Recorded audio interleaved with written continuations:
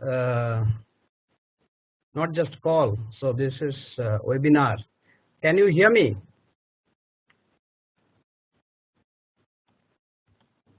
Let me go to chat. Maybe one of you can respond. Yes? Okay, fair enough. So a couple of things. Before I even introduce myself, 3-4 things I just wanted to quickly tell. The first thing is that now, am I audible? Clearly audible? Okay, fair enough.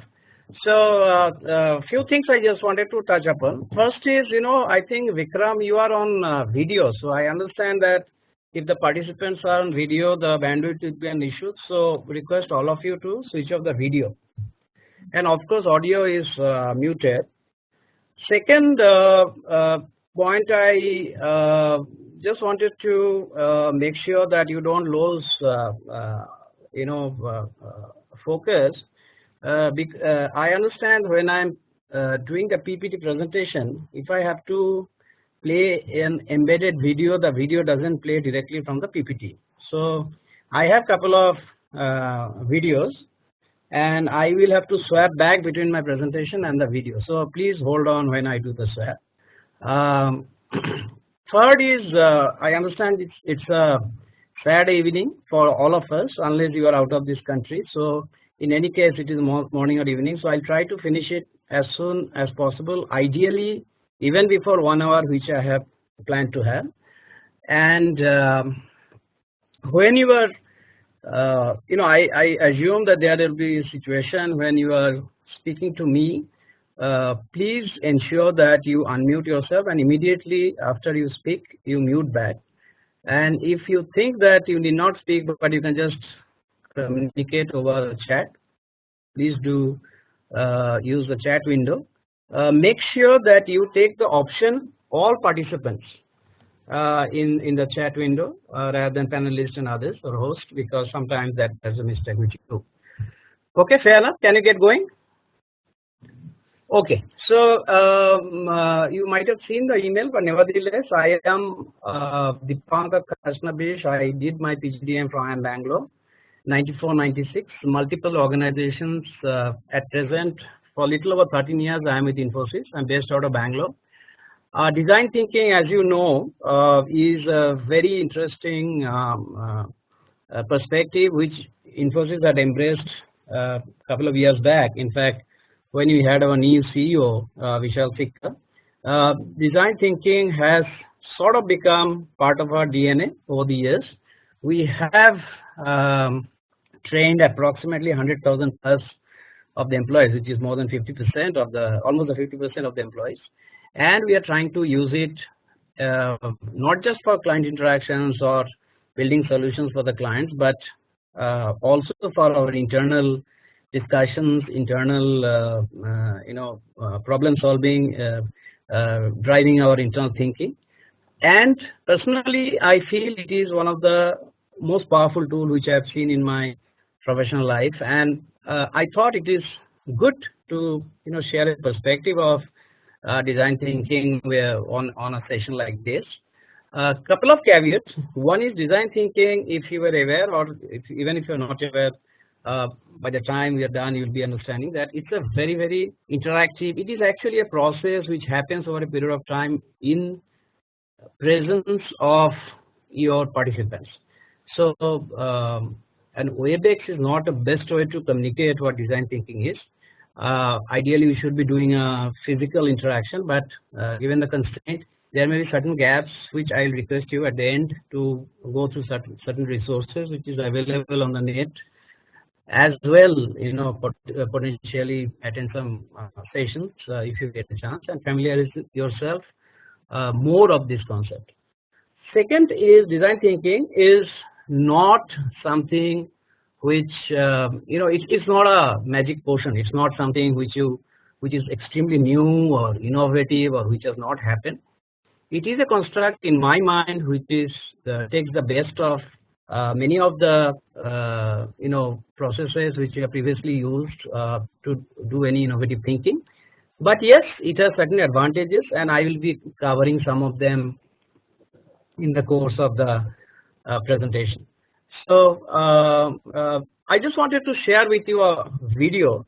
The context of this video is that every time you travel in a flight, at the very end you get to hear this air hostess talking about, please don't leave any of your stuff, ensure that you carry your specs and books and all of that. Now, in spite of this announcement, there are cases where we forget stuff that was with us, and maybe we find out it is not with us after quite a while, right after we left the airport. Things like phone and all, which we probably if you are not using it immediately, you will probably move on, and after some time you will be finding it's not with you, and then you will start looking back for it. A lot of inconvenience is caused because of that.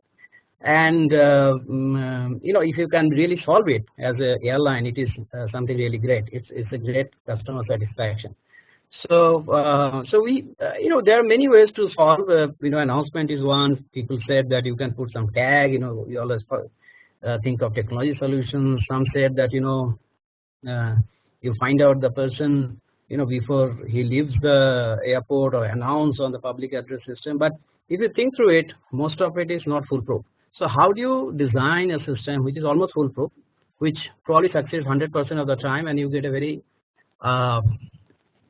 happy customer? So I just picked up one example. Some of you will be probably aware of it, which Lufthansa has used, and just have a look at it.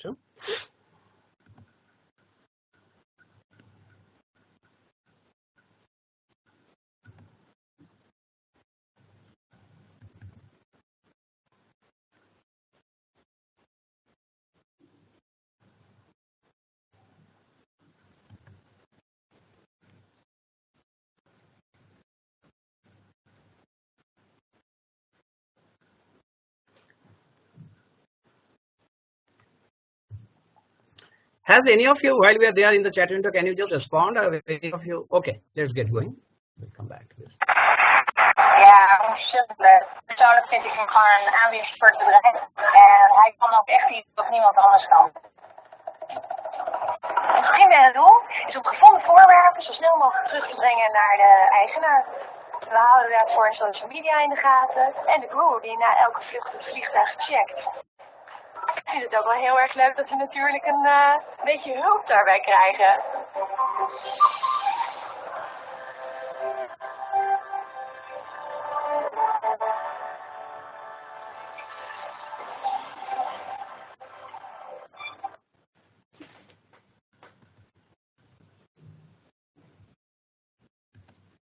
Sorry, for some reason the file stopped playing.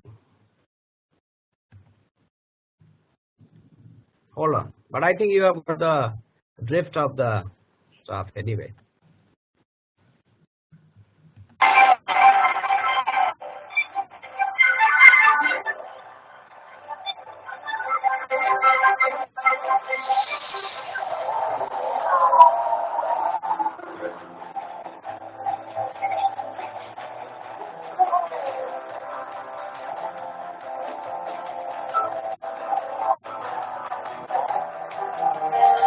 Trainen op spierkracht, uithoudingsvermogen en ja, socialiseren. Zo. Ja, en als je die reacties ziet, dan is dat eigenlijk wel heel mooi.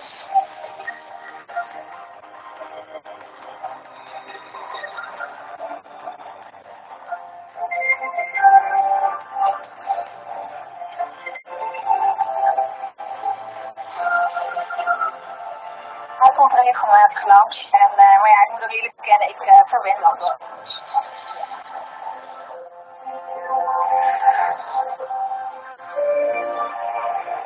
Mind your step. Mind your step. So you can speak out, or you can actually use the chat window to say what you feel. This very unique solution for sure. What are some of the characteristics of this solution vis-a-vis what we normally do? What are some of the unique things you feel? You can speak also. I think you have to unmute yourself and speak.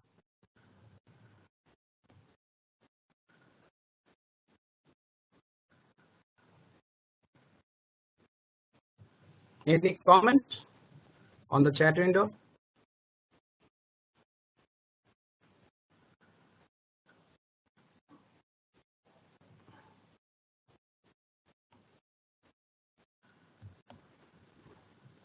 Shushma?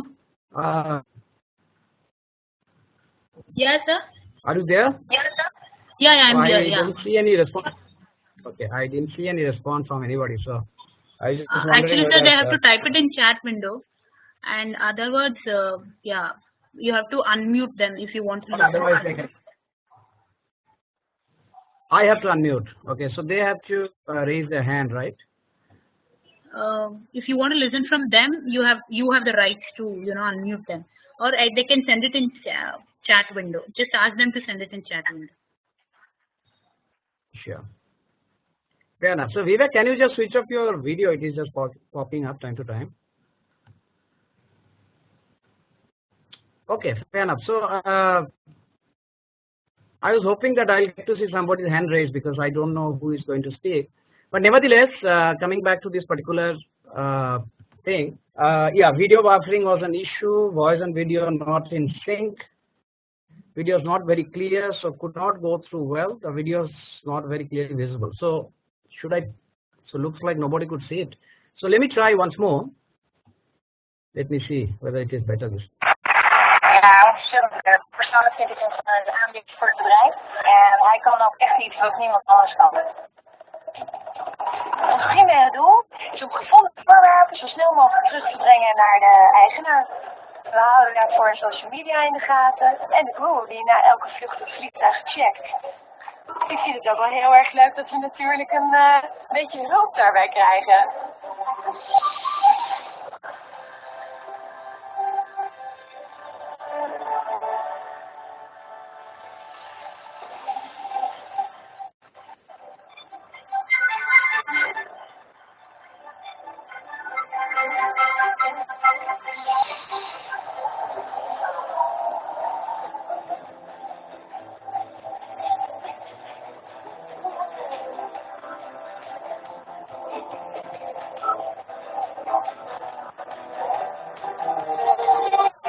Spierkracht, uithoudingsvermogen en ja, socialiseren.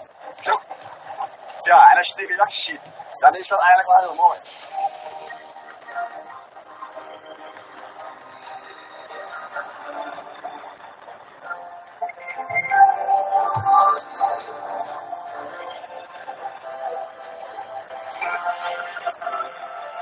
Hij komt regelmatig langs en maar ja, ik moet er eerlijk bekennen, ik verwen wat hoor.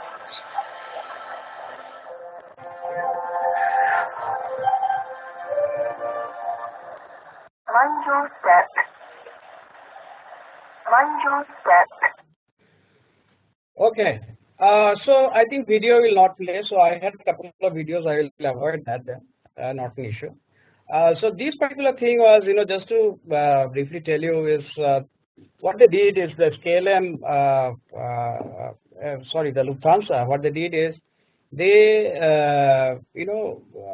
got couple of sniffer dogs, and you can find out this video on YouTube, and train them. So the moment,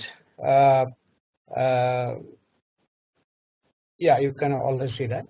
And moment the folks are disembarking or getting off the flight, they were letting these dogs into, they were checking whether somebody has left anything, and if any personal item has been left, they were giving this dog to sniff it and getting her back into the terminal.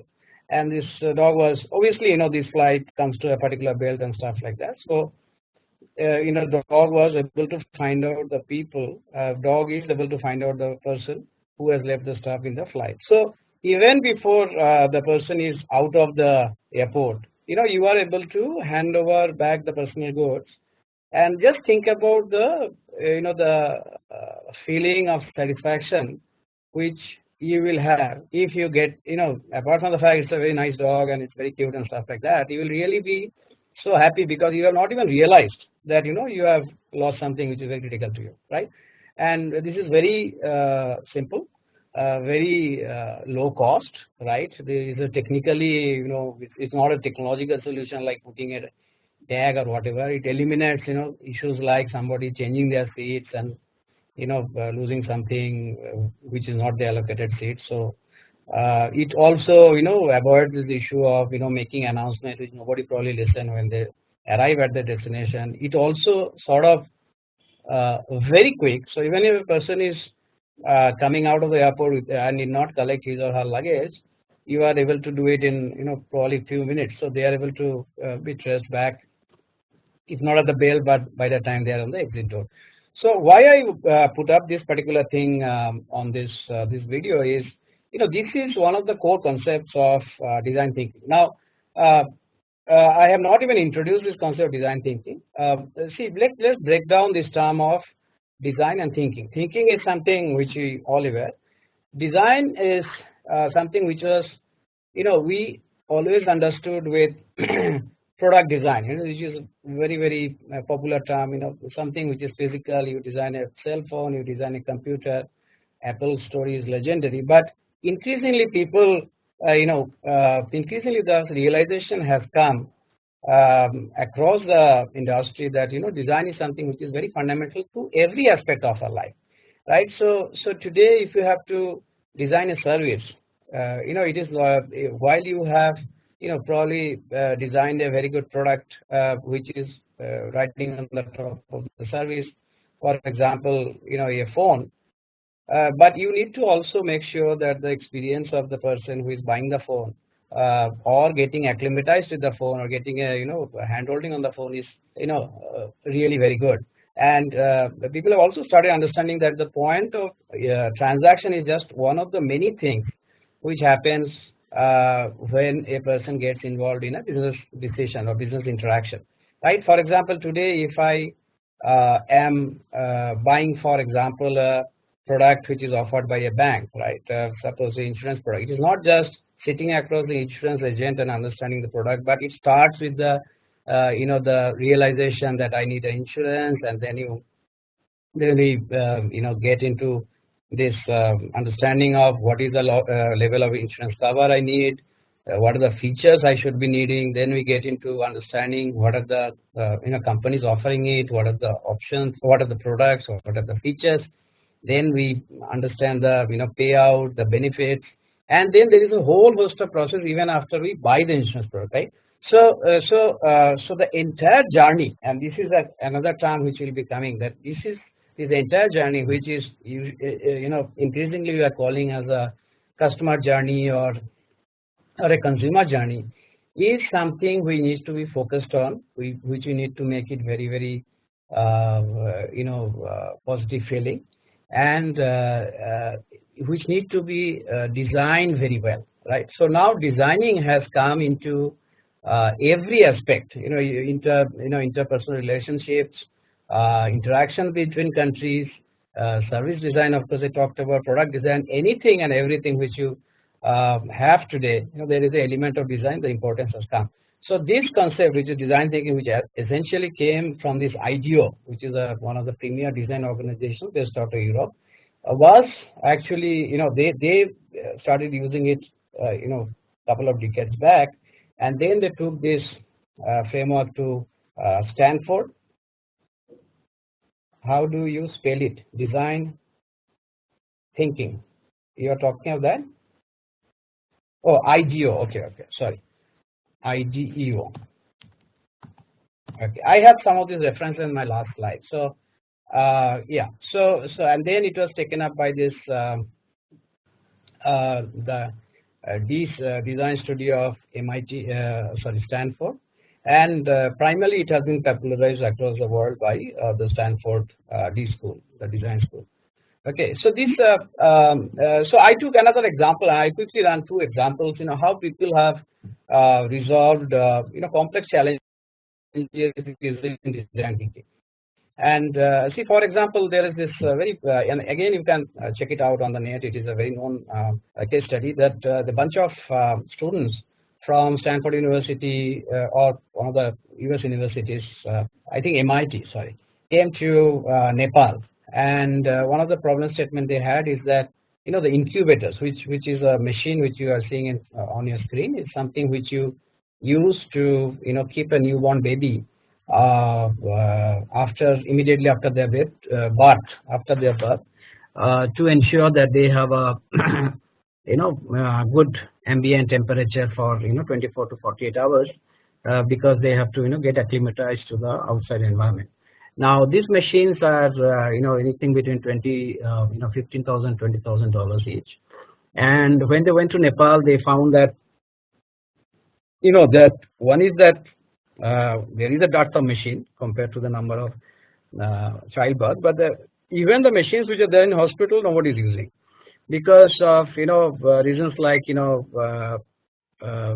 people are far off from the hospital, or the terrain of Nepal is so difficult that it is very dangerous to transport a lady who is on the way to family way, or people want to be with their close family members when they are giving birth, or some societal concerns, or the tradition of some local dai giving birth, or the whole financial constraint of traveling to a hospital and facing the uncertainty what will happen out of it, right? So in the normal circumstances, we'll all try to solve this by saying, when I have done the design thinking classes, and you ask, normally people will say that let's make a miniature form, let's strip down form, let's make sub centers close to them, or let's make it mobile, which is a very typical answer, that is, put it on a ambulance and let's give the service wherever required. But think about the logistical challenge, as well as the challenge of predicting who is going to have baby when and how to give the service and all of that. So these students fundamentally flip the problem and say, forget I have a incubator and how to strip it down to make it available to others, but rather than let's look at it the other way, that what are the requirements. So the requirement is, there is a lady who is going to give birth. She wants to the baby has to be given ambient temperature for some time in a very, very clean environment, and so that there is no contamination or whatever happens, and ideally it should happen at the home, and the solution should be low cost, right? So they developed this product, which is now productized out of India, and this is the product, which is now I think cost around 700 rupees instead of the $20,000, which is a significant fall. This baby, you can see, this is actually a plastic sort of wrap through which you can see the baby. This is you can dip it in hot water, and it will gain the temperature. Temperature remains there for I think around 10 hours or so. So it can you don't need electricity supply or whatever, and you are getting the obviously the same comfort and all of it at your home, and you are also cleaning it every time you are dipping it in hot water, and it can even be reused, like it can be given to the neighbor or whatever, or another child in the family, right? And you drastically bring down the cost. Now India has adopted big way, and our Anganwadi workers are actually being given it as a kit, right, which was not possible before. So what happened here is, and if you look at the previous, and that is a very, very important component of design thinking, probably the most important component, is that instead of trying to solve the problem from the solution mindset, see, normally even whenever somebody comes to you and me, first thing we say is that I have a problem, I have a solution for you. Let me tell you what you should do, right? So more often than not, we don't really get into understanding the full picture or the paradigm or the story behind the story, or whatever you call it, right?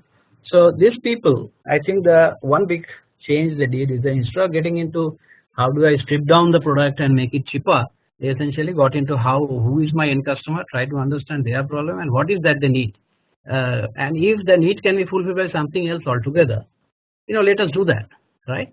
So same way, this another example, this I'll be, so if instead of this, how do I design a cheaper incubator, they essentially moved to how do you ensure babies are kept warm, right? So this brings the two important building blocks of design thinking. First is what we call empathy, right? So empathy, we always say, getting into somebody else's shoes, but empathy is something, if you do a design thinking session, with your clients or anybody will find it extremely difficult, because by nature we are problem solvers. By nature we are not people who are ready to understand others' problem in detail, right? So so the first building block, and we'll quickly get into that, is how do you empathize with your customer, as you may say. And second point is, after you empathize, how do you define the problem? Okay, so Vinita says she is not able to see the slides. What about others?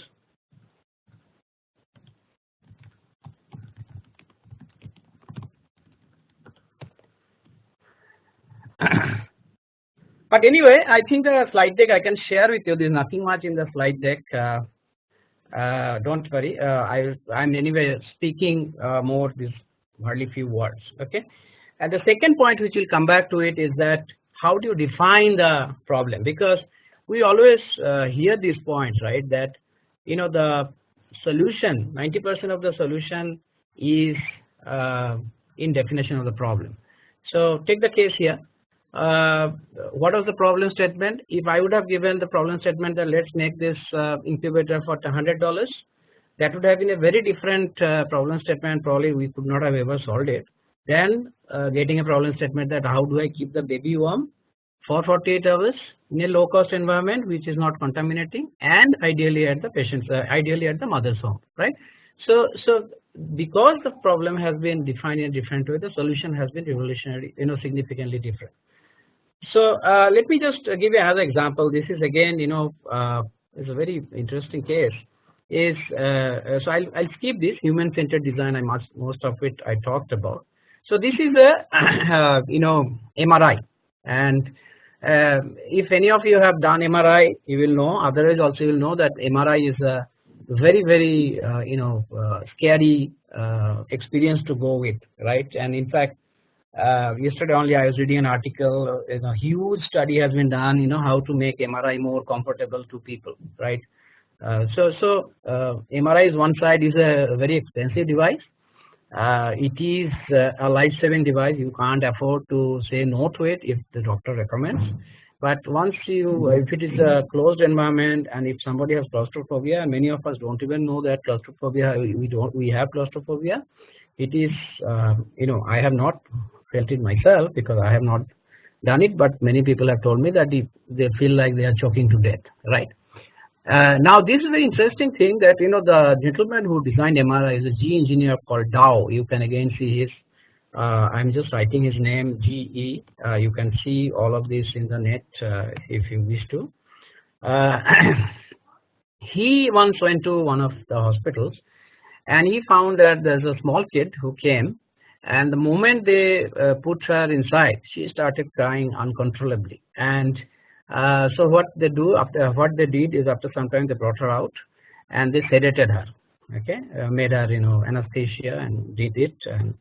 And after that he asked the technician, what percentage of kids are sedated. They said that it's 80%.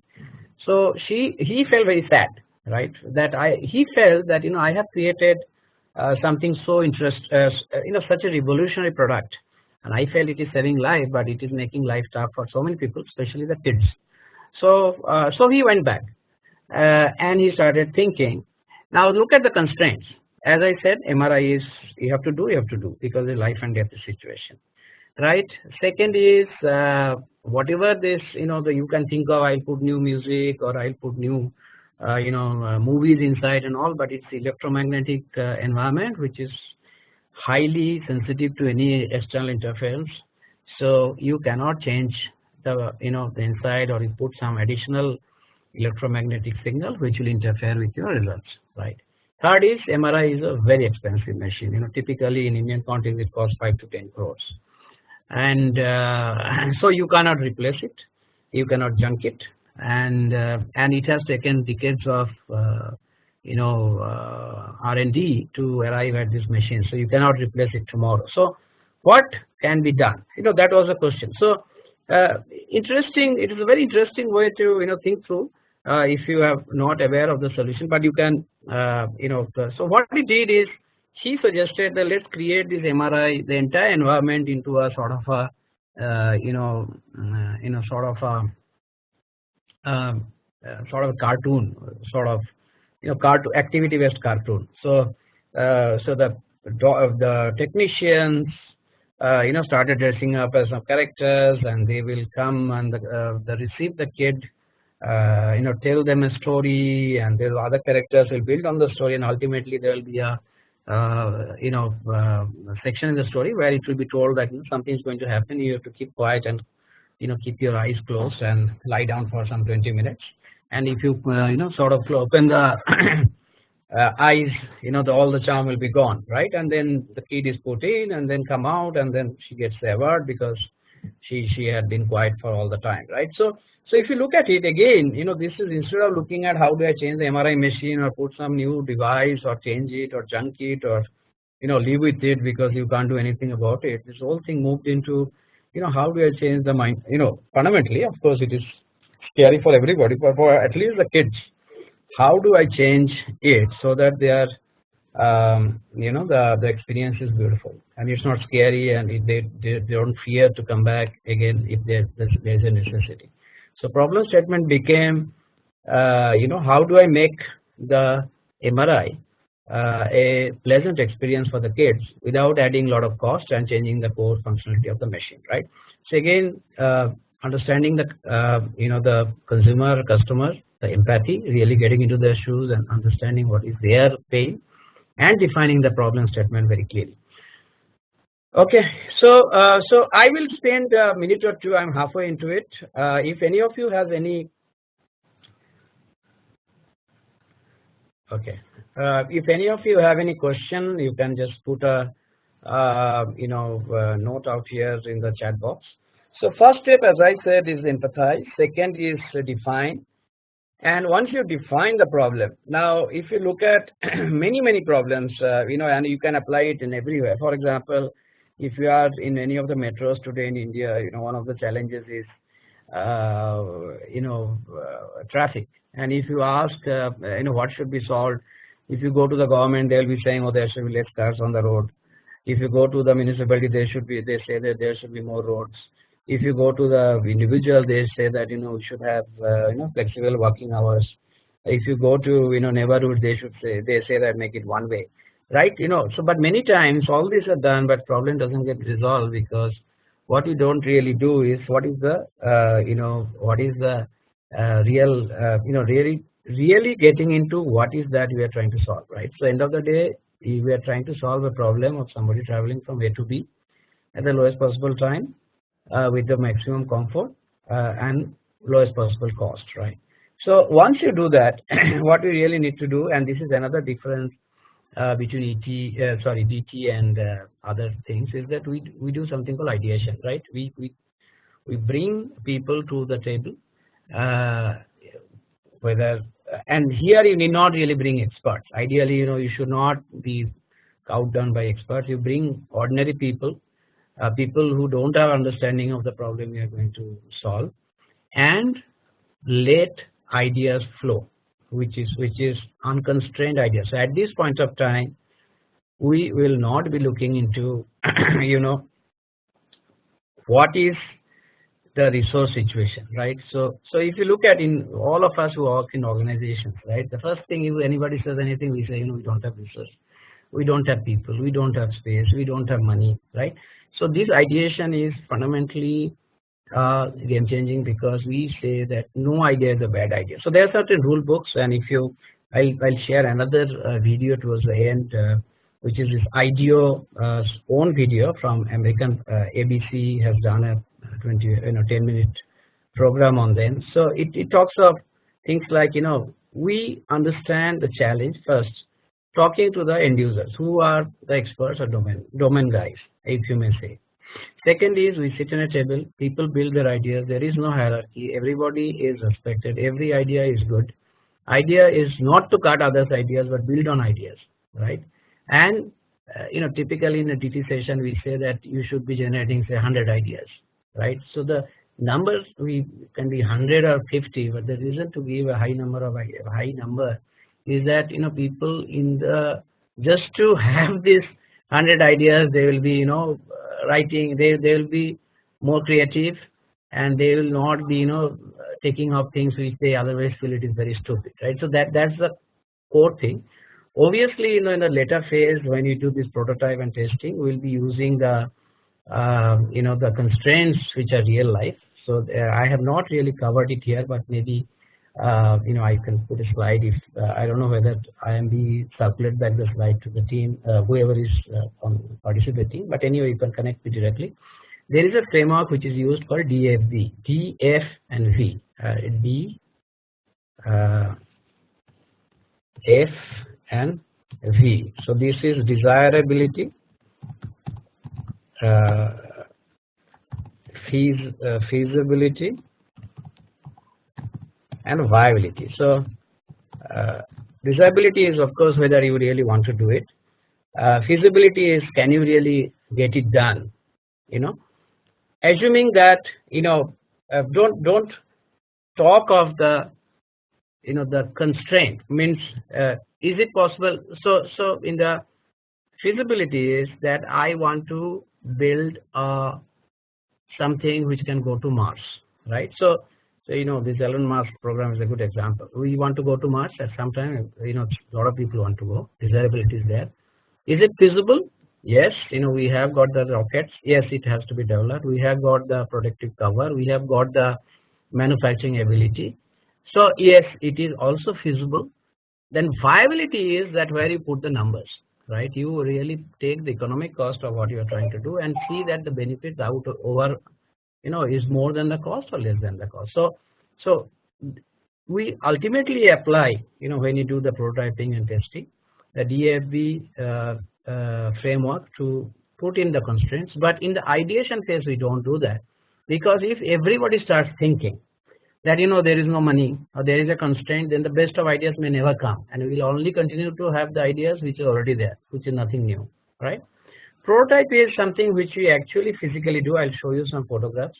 After the ideas come in, we do idea rating, find out 1 or 2 ideas which we really feel can make a difference, and make a physical prototype of that using the stuff which is available right there. And I will just explain why it is stuff available right there, and why we don't do it full scale prototype using the normal way of using more resource and the real stuff, and then trying to validate it with the customers.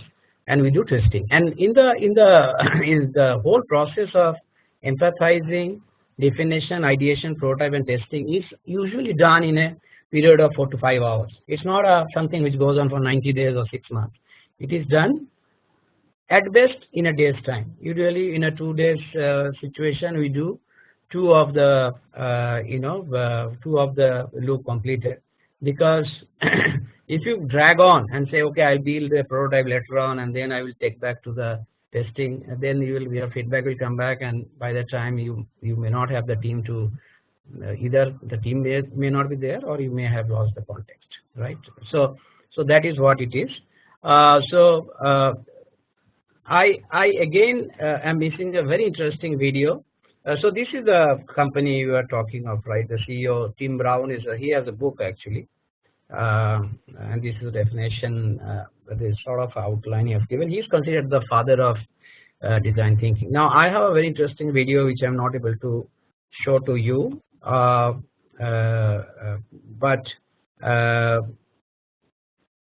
empathy I talked about. So okay, so this is the empathy part I talked about, that trying to get into other shoes. I talked about the journey map, where you essentially map the entire experience of the individual, starting from the time they thought of buying something or doing something or interacting with somebody, all the way to after the transaction happens, all the way to the downstream, and try to create something called a journey map. Again, a journey map is a word which is an important word. If you have not used it or not been familiar with it, you can go onto the net and check for it. It's a very used construct nowadays for everything and anything. For example, your employees are joining, and first day experience is the best experience or the worst experience. How do you make it better, right? So essentially, people are saying, okay, from the time that person is coming to the office on day 1, the person is getting up, so they should have the clear understanding of where to go, when to go. They should have the appointment letter copy with them, all the way to what transport, which gate to report, how they are received, how they are guided to the building to go, how they are, what is the daily plan, where will they eat food. That entire journey of the individual, and we did it for our company Infosys, is to be mapped for day one, because if a person is a vegetarian and he struggles all day for getting, vegetarian food, he might essentially, he or she might just lose hope for the company itself. So so now it is just one example. You can do it in your daily life itself, including, with your family members, and see, how you can improve some of the things or some of the interactions which you feel today is not really good, right? So so I wanted to just show you one video which is not playing, but this is, you can pick up. This is Andre Agassi's very interesting stuff about, he lost 3 of his first matches with Boris Becker, and then out of the next 11 he won 9. And one of the things which we found out, after essentially observing hours of videos of Boris Becker, is that whenever Boris Becker has a the tongue movement of Boris, he sticks out his tongue just before doing a service, and based on whether it's the right side or left side, he does it on the line, or on the away from the player or near the player, right, or opponent. And that's how he figured out, and he essentially ensured that he doesn't give away back to Boris Becker by reading it and reacting to it only in certain circumstances, not for every service. And when he told this to Boris Becker, when he retired, Boris Becker fundamentally was totally surprised.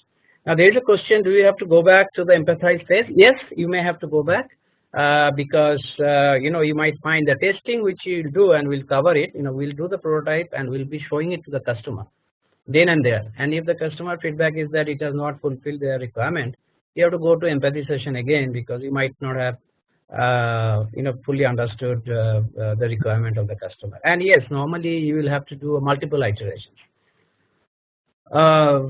because at least the complex problems doesn't get solved just by one interaction.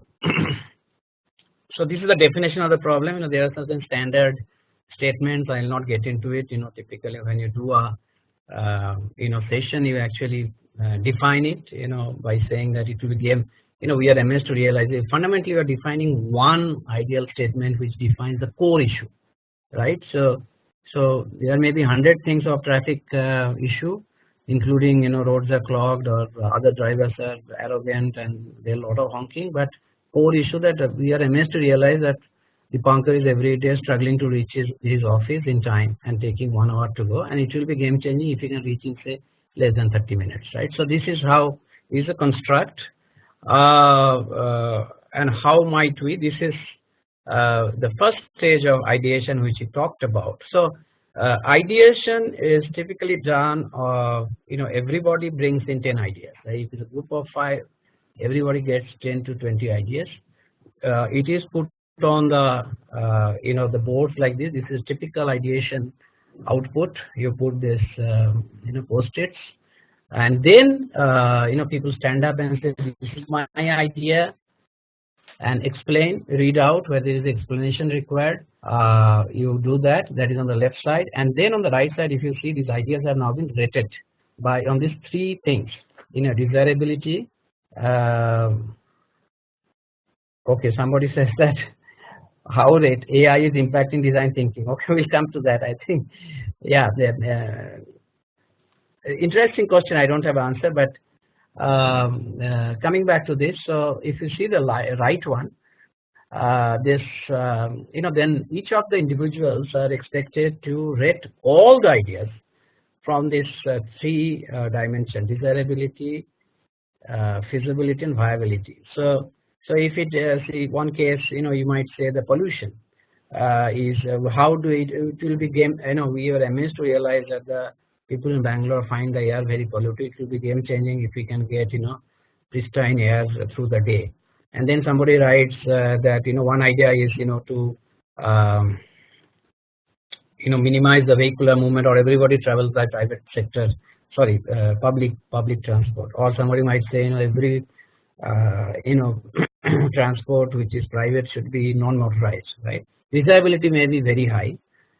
Feasibility also is somewhere probably in between, because then either you have to give everybody a cycle or people have to buy, and viability is probably very low, because one is the cost, and if other is, if 8 million or at least 4 million people come out on the road with their cycles, it is not viable at all, right, economically and socially, right? So then you aggregate that and you probably look at one or two top ideas, for which there is this very important stage which is the prototyping. Now this is a typical prototype. Okay, so if you look at this slide which I am on right now, it is a prototype which is asked to be, and this is very interesting because it looks very funny right now, probably to you guys, but it is like, the people are given 5-6 things, some sort of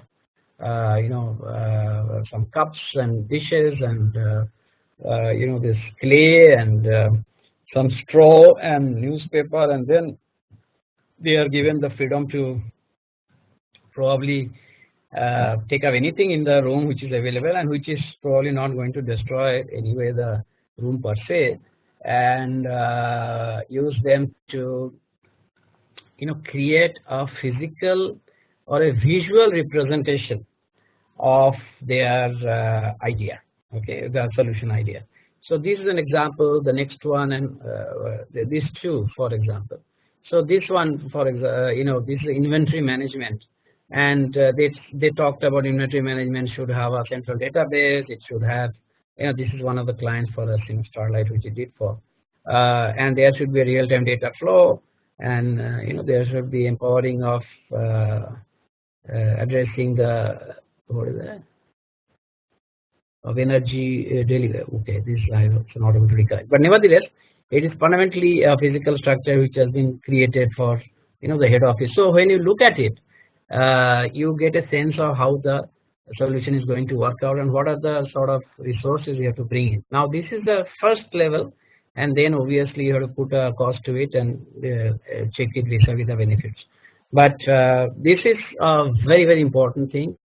Why people are there? So I want to address this. So why we are saying that we will be building it? Why a physical prototype first?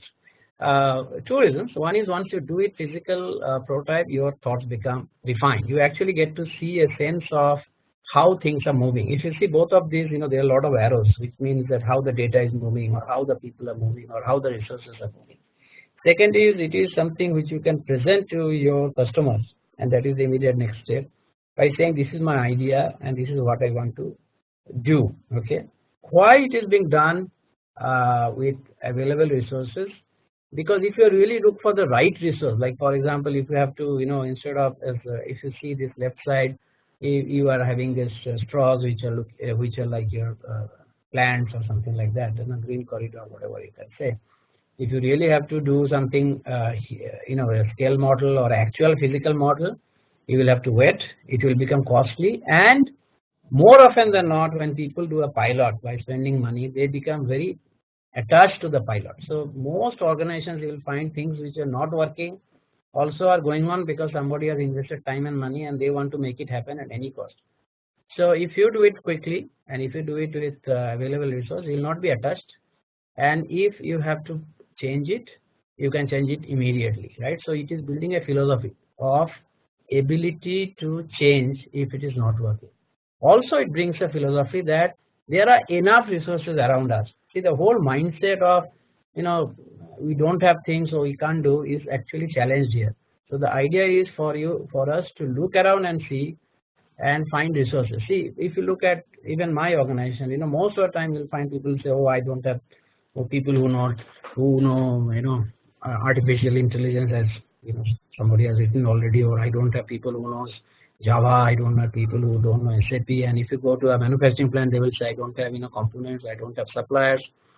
So this thing is essentially challenging that concept of resource constraint to resource abundance. Why don't we look at resource in what is present around us rather than looking for things which we don't have, right? And the next stage is, it is sort of shared with the clients. The empathy session started with So what we do typically is that empathy is done with the people who are looking for a solution, and then based on empathy, the team which is going to solve does this definition.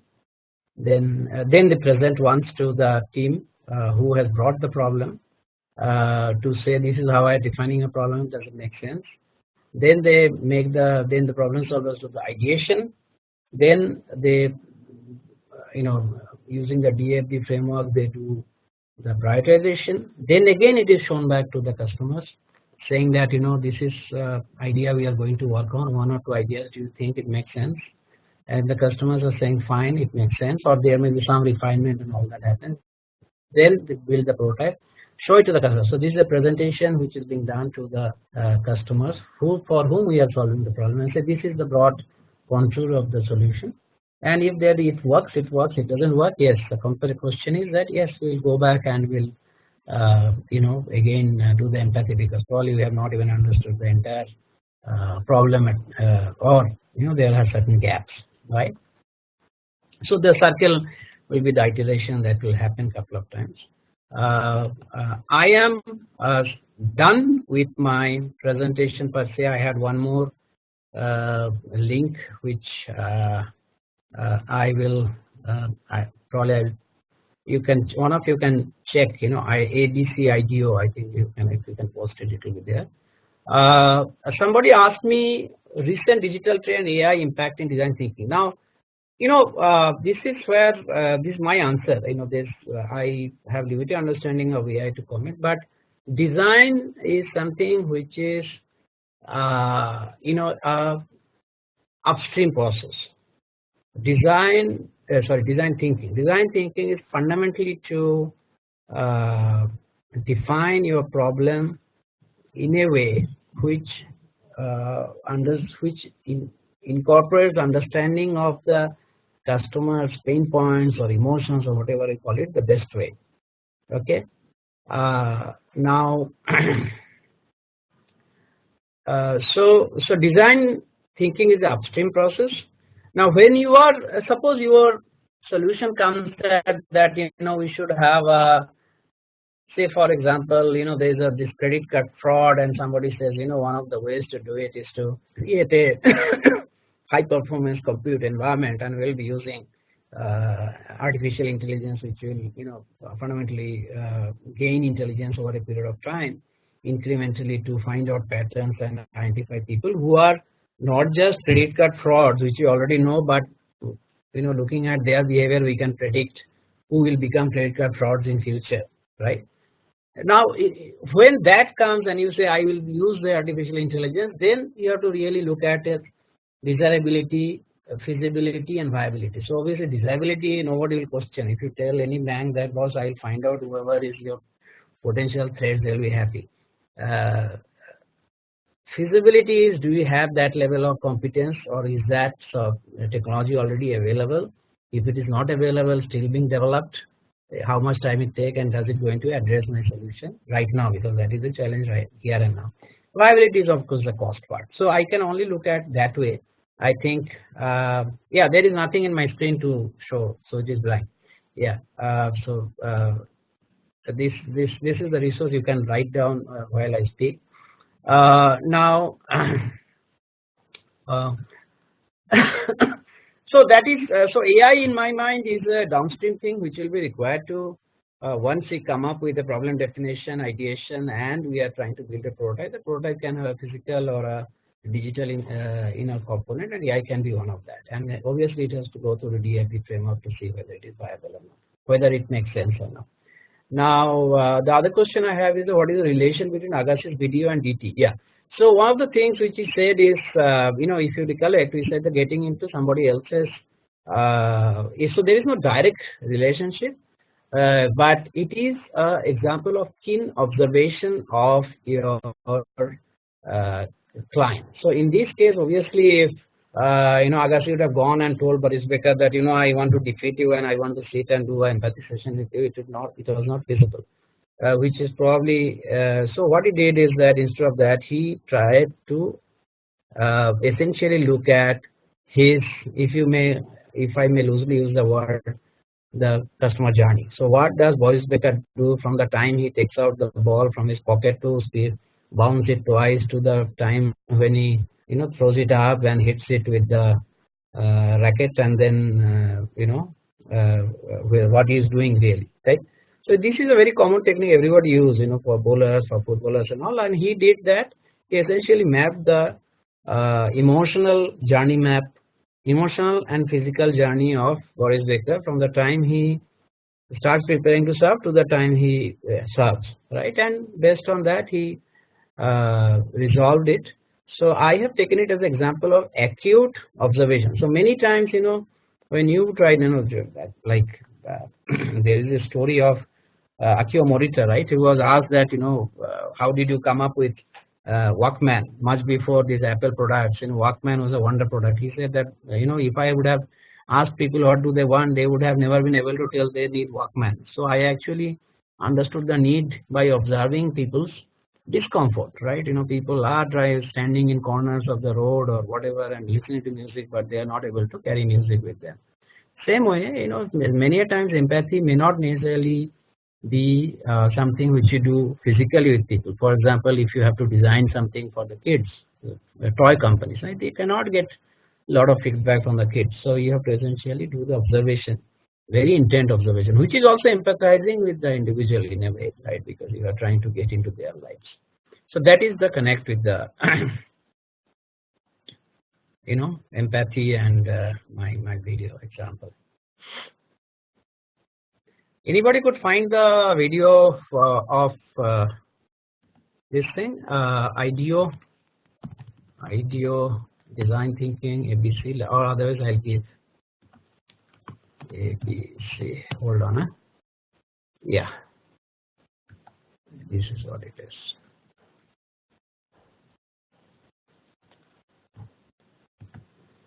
So I'm done with my stuff. I just want to take maybe a minute just to tell you the summary, the things which I have been telling all through. First thing is design thinking is a construct. It is not a theory. Okay. Second is design thinking is something which is not new. It is a new approach of things which we are already doing. See, we have always been empathizing, but many times instead of empathy, we are getting into this sympathy, if not apathy, because we at times try to solve even before the problem is clearly defined. Design thinking is, in terms of history, IDEO is the creator of design thinking as a concept, has adopted first, then MIT D school has done it, design school has done propagation, and now widely accepted, including a lot of organizations, not just Infosys, but tons of organizations in India itself. A lot of social organizations are using it because of the the obvious advantages it has. Three or four unique difference. One is try to spend a lot of time in understanding the challenge of the person for which you are trying to solve the issue. Second is idea. No idea is bad idea. Nobody is good or bad. Everybody is equal when you are ideating. Build on ideas. Don't cut ideas. Don't trivialize. Don't get constrained. Third is quickly do the prototype with available resource to generate the concept that resources are always available around us. We can do much better if we take a positive mindset rather than looking at what is not there, but rather what is available. Run it with your clients at every stage. Do it quickly. And if it doesn't work, come back to ideation. So you achieve this whole cycle very quickly, very fast, low cost, and obviously you are building your client also as a partner in the process. So these are 4-5 things I think which is unique about it. And there are tons of resources on the website. There is a 90-minute video, I think even Stanford D school has done also on design thinking. So you can, I have not personally seen that, but I'm sure it will be very good. So look at that and start using it. We have got one situation where one person said, I'm using it at home because I'm not able to spend my time with, I'm newly married, I'm not spending much time with my family, and my boss is very demanding. So I'm using design thinking, and he came back after 2 weeks and say, I have got some good results. So I'm sure it can be used in everyday life. Any questions? We have a couple of minutes. I can take it. Any other thing? If any of you want to reach me, you're most welcome. I have given my contact details here.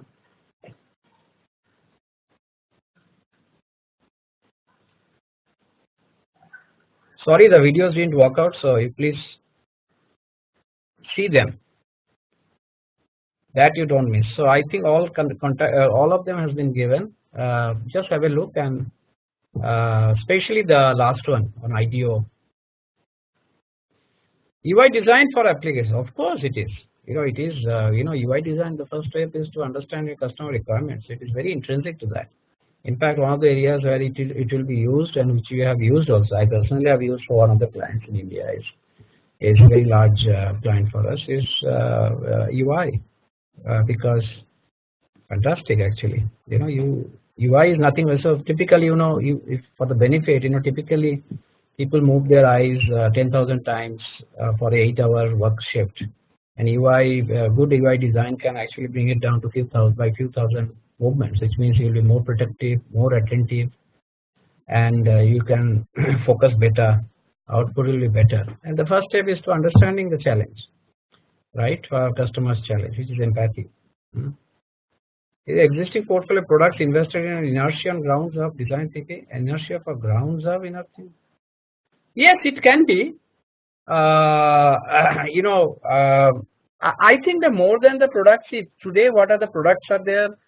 If they are successful in the market, they are probably solving the problems of the customers. If it is a failure and it is being dragged on, whether it is in pilot stage or launched and it is not scaling up, I think it is because people have invested enough of their mental and physical and intellectual as well as monetary resources there, and they just want to hang on.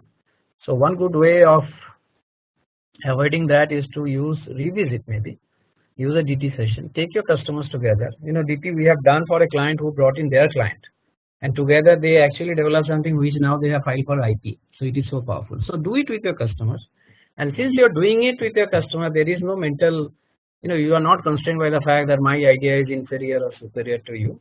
And if you feel it doesn't work, you junk it then and there, move on. Sometimes ideas can not be physically prototyped, which other ways, this is something which I also felt before I started DT. Now I have done personally no less than 20-25 sessions, and I found that all ideas can be sort of done. So that is where it is to be done. But think of it this way, like if you say that the idea is actually to say, for example, we probably are saying that I will be reaching to my, there have been solutions like where people say that we'll do a better communication on the internet. So you essentially, so what are the requirements? You need to have a content, you have to repurpose, you have to transmit, you have to consume, you have to have a feedback loop. So you put those in a chart. You probably put a content generation as a bunch of people sitting and doing it. You look at a physical, you put a computer center, you put a consumers to the other side. You probably draw some arrows to say that how the feedback is coming. So yes, it is not exactly how it will be, but you will get to see that yes, I need resource in terms of people, I need resource in terms of office, I need resource in terms of compute power, I need resource in terms of content, I need a feedback loop, and then you can present it, and then ultimately go on, and if the customer say, yeah, this is exactly what I'm looking for, how much does it cost? You say there's a price point, and probably you can move forward. Right, rather than saying I have to do it, and then you miss some content, some components like feedback loop, and you ultimately generate something which nobody is looking at. Many times, in TVs you see a lot of channels closed down because they never take the feedback. Any comments? Am I missing some any pointers? Okay, channel D. Okay, so some of this I probably have missed. I'm so sorry. DL for ML and DL. So DT for ML and DL. I think I tried to answer that. They are actually complementary to each other. They are subsets. So I think when we are applying machine language or artificial, what is DL? I don't know here. What is the DL, by the way? But whatever you are doing downstream, I think it's a robust design thinking session upstream will help you. Any comments on the approach of design thinking in Rotman School of Management, University of Texas vis-a-vis Stanford? I cannot comment per se. Stanford, I was personally trained actually there because the faculty came. They are considered pioneers, but there are many other schools are offering design thinking. I think there is no fundamental difference because theory wise it's very simple. You have seen it. It's all about doing the sessions and having the having the the discipline of doing the sessions in a structured way. Usually they are very structured. But there may be some difference between the schools which they are talking about, but fundamental components are same.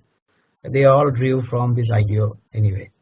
If the problem statement is around changing people's mindsets, say being one more responsible changing in without, and this the approach of design thinking. Yeah. So I think the best. I don't have any idea solution because people are constrained. Mindset of people is a very complex thing. People they are close to certain things at times, and they are open to certain things at the same time. Same people.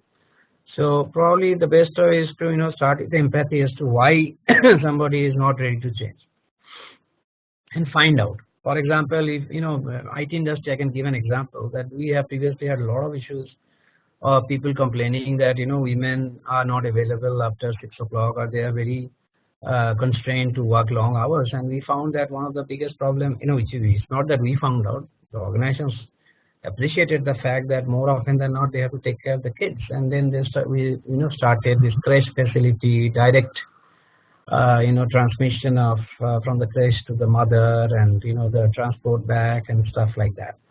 So you can change mindsets, I'm sure.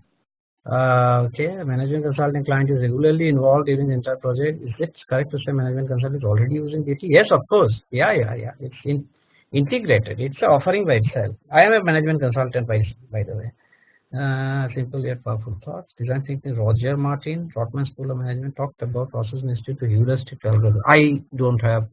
I cannot comment much of it. I'm not understanding, but yes, I would say that there is no right school or wrong school or whatever. Person School, for example, which is the topmost design school in the whole world, they also offer design thinking. They have a partnership with the Axis Bank founders here in India, not Axis, Yes Bank founders. Early Yes Bank founder Anna Kapoor's family, they offer it in Mumbai. I have met them also. They are good. So there are certain changes, but as I say that it is more of discipline. It is not very easy to empathize with somebody. That much I can tell you. Start doing it. It's very difficult because we are typically all problem solvers, not listeners. Okay, I will ask Sushma, do we have time? Because I have time, but if there are questions, I can respond.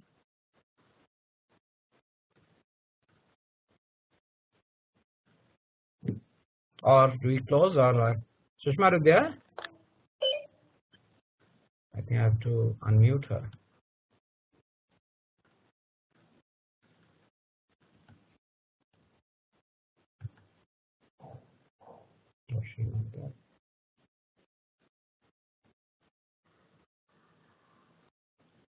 Okay.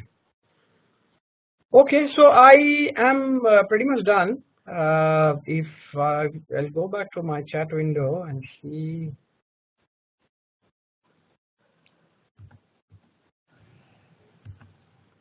Hold on, huh? Okay, yeah, PPT I'll give, not an issue. I'll give it to Sushma. Any other questions? Some of you can write to me. We can deliberate. Some of these are, I think, evolving. I am also keen to understand it better. So if Rotman, I'll find out this Roger Martin's thinking. I'm not aware of that. So I'll also see that AI and DT or machine language integration better. How do we improve existing product portfolio? Yes, DT can be used, but I think there is a resistance, as somebody said, and I think organization has to wake up. It is still about new offerings, not so much about looking at the current portfolio.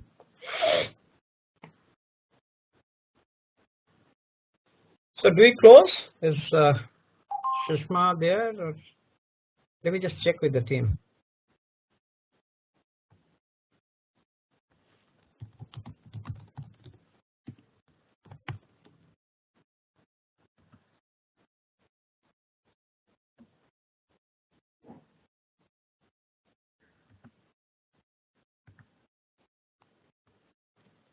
Okay, thank you so much. I think I will get going, and maybe Shushma has gone off. So thank you so much. Hope it was useful. I look forward to your feedback. Okay, thank you. Have a great evening and great weekend ahead. Bye.